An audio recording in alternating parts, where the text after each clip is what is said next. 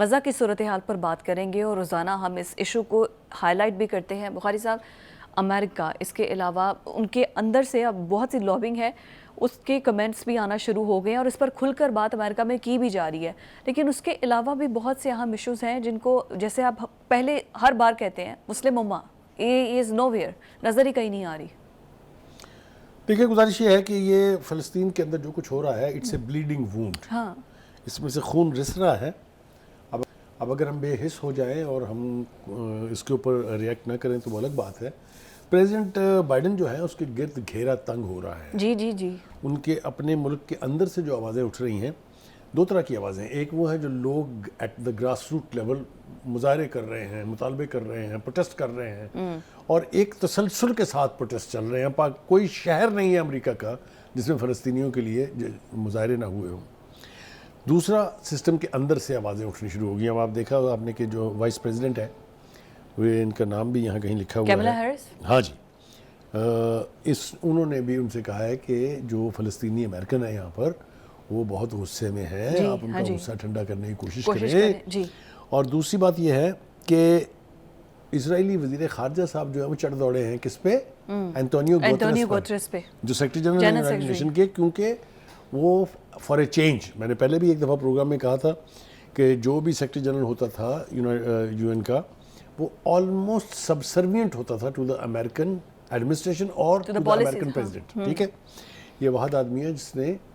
فلسطین کے حوالے سے بہت بولڈ سٹانس لیا ہے اور کھل کے حقیقت جو ہے وہ دنیا کے نمائندوں تک پہنچائی ہے۔ وہ میں پہلے بھی ہم ان کو کمپلیمنٹ پے کر چکے ہیں، ایک دفعہ پھر ان کو کمپلیمنٹ پے کرتے ہیں۔ وہ مختلف قسم کے الزامات ان کے اوپر لگاتے ہیں۔ اب وہ کہہ رہے ہیں کہ جنہوں نے کوئی رپورٹ جو ہے وہ جو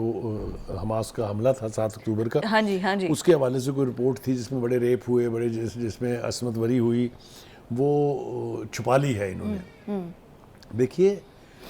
لاجک پر جائیں آپ، جب آپ اس طرح کی وارفیئر میں داخل ہوتے ہیں، اور خاص طور سے جب حماس جیسے ملیٹنٹ جو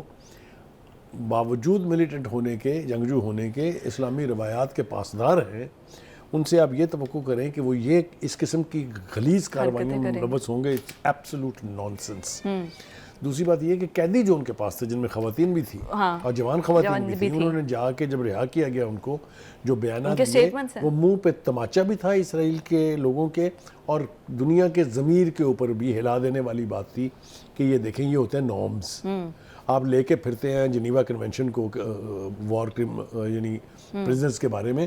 اور ان کی خواتین نے جا کے کہا کہ ہم کو اتنے مان سے، اتنے پیشن سے انہوں نے رکھا ہے کہ ہمیں ان کا وہ حسن سلوک جو ہے۔ سر، یہ جو 24 گھنٹے کے اندر کہہ رہے ہیں کہ ہو سکتا ہے سیز فائر، اگر کچھ شرائط میں اسی طرف آ رہا تھا، میرے خیال سے ٹائم چونکہ کم ہے ہمارے پاس، مختصراً ہم عرض کر دیتے ہیں۔ ایک تو حماس اس بات پہ اڑا ہوا ہے کہ ہمیں ٹائمڈ قسم کی سیز فائر نہیں چاہیے۔ جی،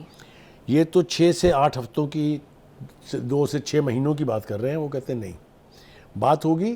مستقل سیز فائر کی، تاکہ ہم نئے طریقے سے ریہیبلیٹیشن کا عمل شروع کر سکیں۔ اس کے اوپر اسرائیل جو ہے وہ ایڈمنٹ ضرور ہے، لیکن یہ بات بھی میں آپ کو بتاتا چلوں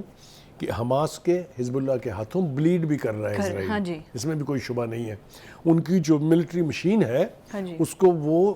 چھوٹے ہتھیاروں کے ساتھ جس طریقے سے ڈیل کر رہے ہیں، یہ بھی اپنی جگہ ایک بہت بڑی حقیقت ہے۔ بات یہ ہے کہ حماس اور فلسطینیوں کو حق حاصل ہے اس پوری سرزمین پر جو اس وقت اسرائیل کے قبضے میں ہے، وہ ساری سرزمین بھی جو 1967 کی جنگ کے بعد سے اسرائیل کے قبضے میں ہے، وہ بھی چھٹنی چاہیے۔ اور یہ جو فلسطینی ریاست کے قیام کی بات ہے، میرے خیال سے اس کے اوپر ہر ایک کو بہت سٹرونگلی کھڑا ہونا پڑے گا، پیرا دینا پڑے گا اس بات کو کہ اتنی خونریزی کے بعد، اتنی شہادتوں کے بعد، اتنے زخمیوں کے جو 60,000 70,000 سے اوپر تعداد ہے،